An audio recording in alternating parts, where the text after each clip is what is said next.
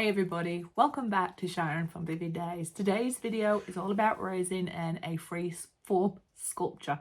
This time I'm using a mould, so you get to see the difference with how you can control the thickness. And also, I love this one. I have a little crush. I don't know whether this reminds me of a solar system or whether it be like a mother of pearl oyster, but you tell me at the end of this video what do you think to it. But it is yummy goodness. Thumbs up, subscribe, share, comments are always welcome. I really appreciate any support. And I am going to flip over now and we're going to watch this video. See you soon. Just showing you here that I am using my mould and it's on a foam board which I use to help level it but also control the mould when I'm going to be moving it around. Technical there, lollipop sticks, and people have been asking me around this cellophane. Now on the roll it is folded in half, so when you cut it you can open it up as well, but I will put on that where I got that from. It is from Amazon. You can get it anywhere. It's just iridescent cellophane florist paper. Have a little look around and see if you can find some in Amazon. I've also been asked about table scatterings. Although I don't use them in this video, I'll also put them in the link below. And people ask me what size. I usually prefer 4mm and 5mm, but they're from Amazon or Temu, wherever you want, or even in craft shops. They're called crystal table scatterings, ideally for weddings and things like that, but use them in your creative projects. Now this paper is very static and the mould is very static, so I had to get help from Ethan to make sure that I could get it on there without wasting a lot of time. Once I'd got it in there, I left purposely some creases, but I removed any excess air bubbles in there. And because I've been playing around with it for a little bit, although in your time I'd cut it down, I had to make sure it was level again. Now this is the resin I'm using for this product. I'm not sponsored. This is just the brand I'm working with. It's a really good resin. You get in there some gloves, cups, stirring sticks, and I keep it in the plastic bag which it comes with, and I find that that's really helpful because that when you get your little dribbles, it stops it seeping through the box and leaving a gooey mess everywhere. So think about safety. I do wear my respirator, I've got gloves on, and I've got ventilation happening there. I'm just adding in there Super Sparkle White. Reason I'm adding it on my gloves, I put my tub in my cupboard and didn't have my lid on, and it went everywhere, and I don't want to get rid of any of that Super Sparkle White, so I just popped it in there. Now my resin I clean along the way. I'm just showing you my process. Oh, there we go, that's the Super Sparkle White, and this one takes about 5 minutes worth of stirring. Now I'm using some transparent colours that I just got from Amazon, new to me, never used them before, and although they are a beautiful colour, they are so subtle, and where you'd normally put 1 or 2 drops in that, I ended up putting 30 dots on there. So I'd imagine that these are used for smaller projects than what I'm currently using it for. And here is that yummy gold that I am using as part of the edge. So I am going in there and adding a little bit into each of my cups. It just helps me understand what am I going to be doing if I put them in my cups, and I then can distribute the colours as I see fit. Now when I am adding this in, I put a lot of gold in here. You don't need to put this much in here, but I knew I wanted the gold to be the hero, and you'll see me mess around with the colours, putting lots and lots and lots of dots in there, but use any products that you want. I just wanted to share with you my process and the colours I'm using. Anyway, wherever you are in the world, I hope you're safe and well. I hope you're creating, and I hope you're going to enjoy seeing this process as well. And yeah, I will talk most of the way through this, but I'll also leave lots of pauses if it's not going to add any value. Now I started with a lighter blue, but I end up having to come in with a darker blue because look how many dots I'm putting in there, and it still wasn't great. And then I'm comparing them to each other and I'm like, what's going on here? Now if this was in a mold or on a piece, I don't know, in artwork, it might not have needed as many drops, but like if it's little jewelries or contained areas. But because I knew this was I wanted it to look like glass and very transparent with the subtle colours, but I didn't want it quite that subtle. Anyway, with this one I found that this resin takes about 5 hours from the time of mixing it for me to be able to move it and sculpt it. On the first one, I did it and I was very happy with it, but I felt like it needed a little bit more in the center, so I added a second little one. You can choose to do it as a one sculpture. This one is beautiful when I fit a false candle in there, one that flickers a little bit, that makes it look real, and it just adds that nice subtle glow to it. So overall, I'm very happy. Now you can see I clean as I go, and look at that, not like jelly. I mean, that's had about 40 drops in there. What's with that? Pink, not so much. Now the red, the pink and the burgundy all look the same colour when you're pouring them in, but when they dry, you can see the different colours, and when they blend into each other, they make their own colour, which is also good. Now I am going around my mould with the gold. I wasn't going to be putting in crystals in this one, and I really felt that I wanted the gold to be at the edge. Now the gold is stunning, but the reverse of the gold to me is sometimes flat, and all that really liquid gold comes towards the top. So I knew that I wanted to add a layer at the bottom, and then I was going to come in and mix my colours, because the colours and the weight of the pigments is going to push it and create some natural effects. And then I'll come in and I'll add the second layer on top. And I'm getting creative here. I'm thinking, I didn't really plan on doing this, but I thought, well, what value can I add by adding a few little lines across? Is that going to make it look like a little bit more stained glass? And it didn't. But what it did do is bleed and added to the colour of the other pigments and creating some different tones. Now, I think there's still value in it, but I suppose you can learn along the process. But you can see I'm adding, this is meant to be the red. Now, the iridescent paper I normally pull off, and I'm still undecided on my finished sculpture if I will pull it off, but I left it attached or adhered to the resin so that it really helped those colours pop. But at the end, I'd be curious to let you know. No, I'd be curious for you to let me know. Would you tear the iridescent paper off? Would you have left it on there to actually help pop those colours? Now, I just go in and I'm rotating between the colours, and I'm trying to separate the colours. So that's all you see me doing here. And I'm really loving when you put the colour against the gold, you can see how it pushes back that gold and the clear resin goes on top of it. Now, this one is meant to be the pink. There is a slight different colour there, but when you're adding it in, I'm like, well, I took all that time mixing those different colours, and I could have just stuck with one colour, really. But at the end, it surprised me, and it was a gift of those different colours coming through, especially the purple and the red when they bled together. Or should I say the blue and the pink? They added a nice purple colour. Anyway, I'm Sharon. I'm digressing. I hope that you're enjoying seeing this process. When I use a mould, I do tend to use more resin. This one had 500 mils that went into this. Sorry, that's my calculations going on.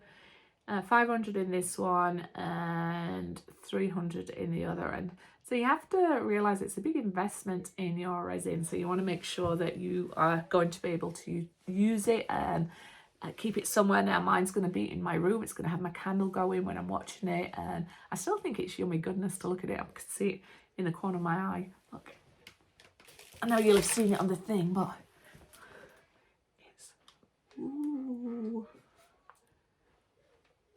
And different lights give different tones, but there you go.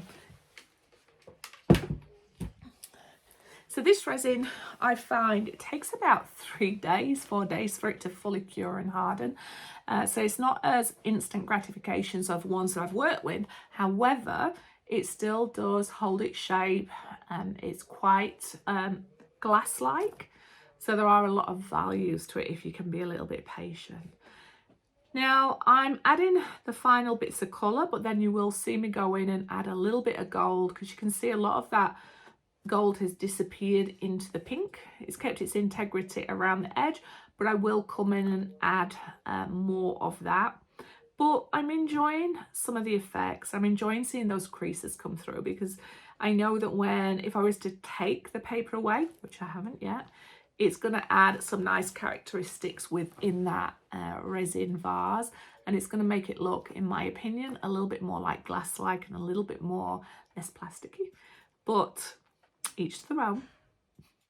I notice I'm just rattling on, but hey ho.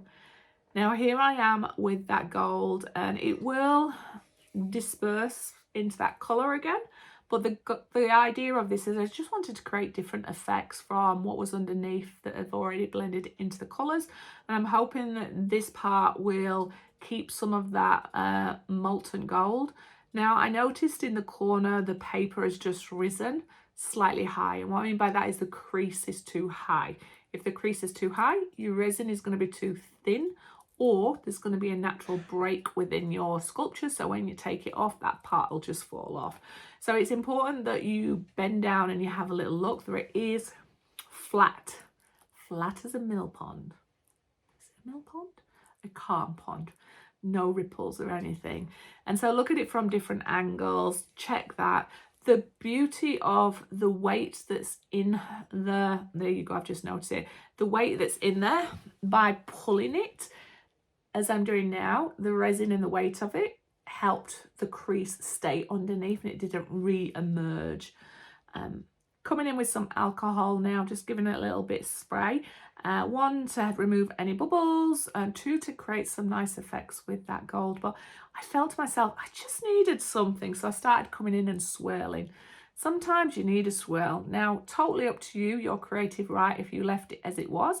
But I wanted to force a little bit of interest in there. I don't believe I went over the top. And you definitely saw some of them stay there. And it added value on the outer piece.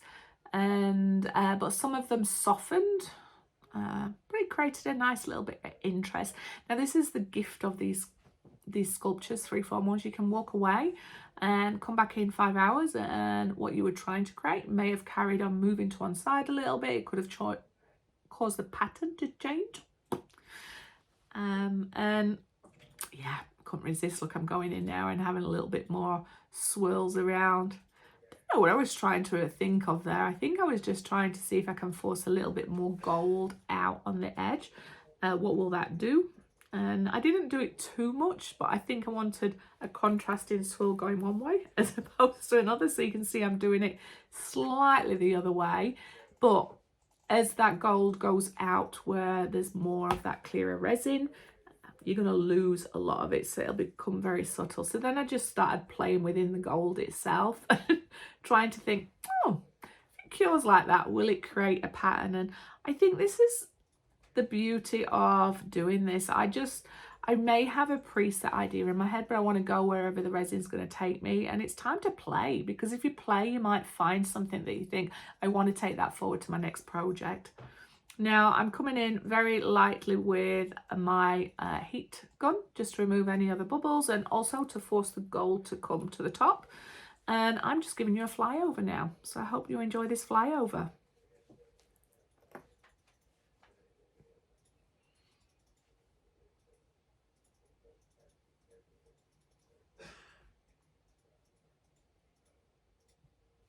You can see the lip of some of that gold that's at the bottom on the way up.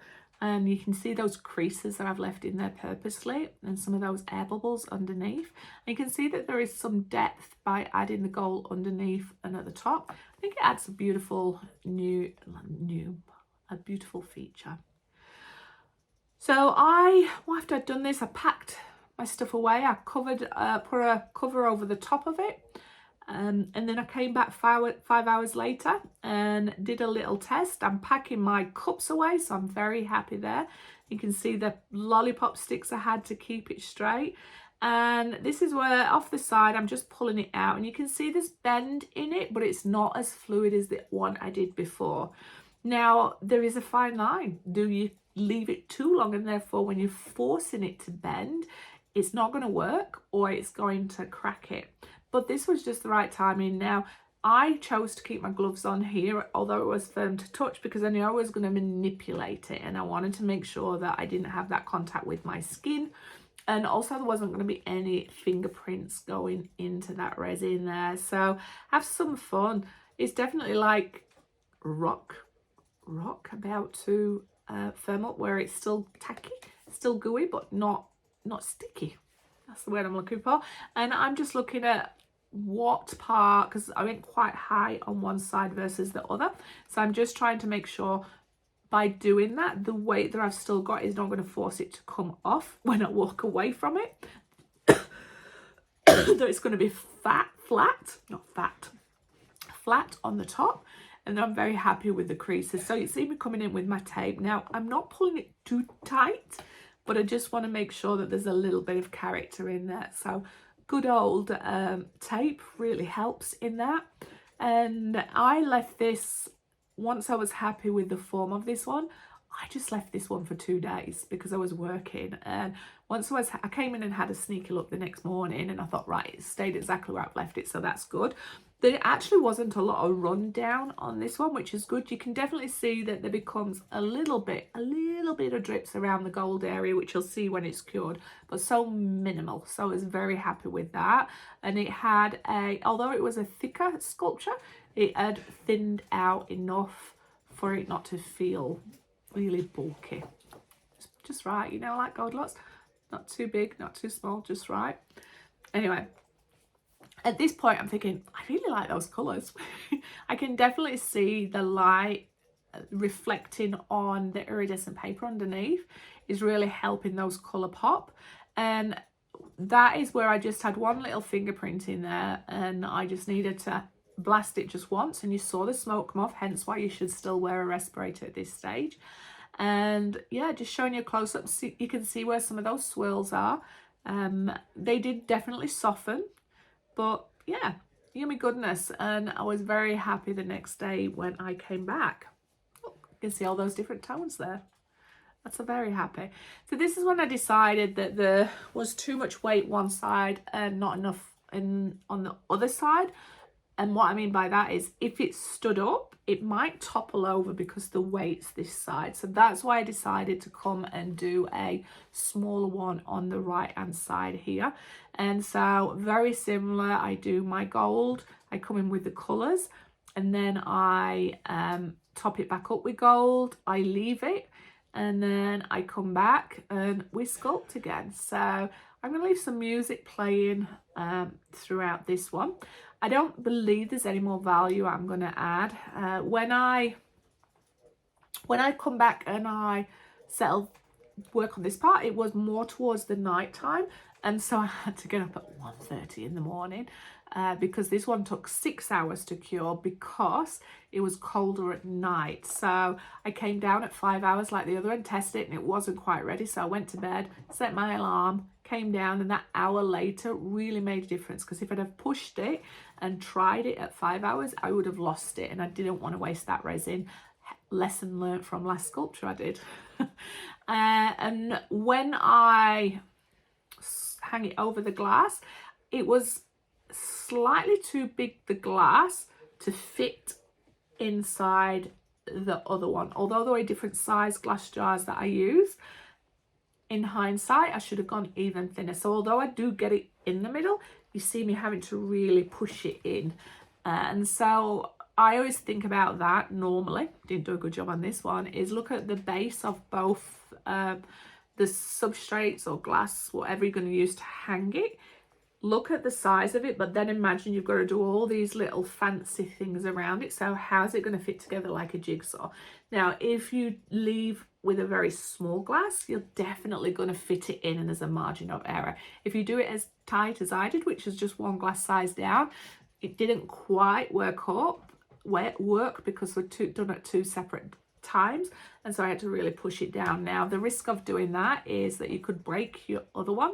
Luckily it worked for me in this one, but that's why I tend to like to work with sculpting them at the same time, because then I know that they're going to work together. But I took a risk, it just paid off, but that's just a lesson for me, and I'm hoping I'm sharing some wisdom for you. Anyway, I'm going to let you watch the rest of this. I am going to play some music for you. Wherever you are in the world, keep creating, and remember, giving me a thumbs up, a subscribe, a share, a comment's always welcome, and let me know what you think to this yummy goodness and this sculpture at the end. And have I inspired you to work on any other sculptures? Let me know what projects you're working on. I love to interact with you, and it really keeps me sharing my art with you. Anyway, bye bye.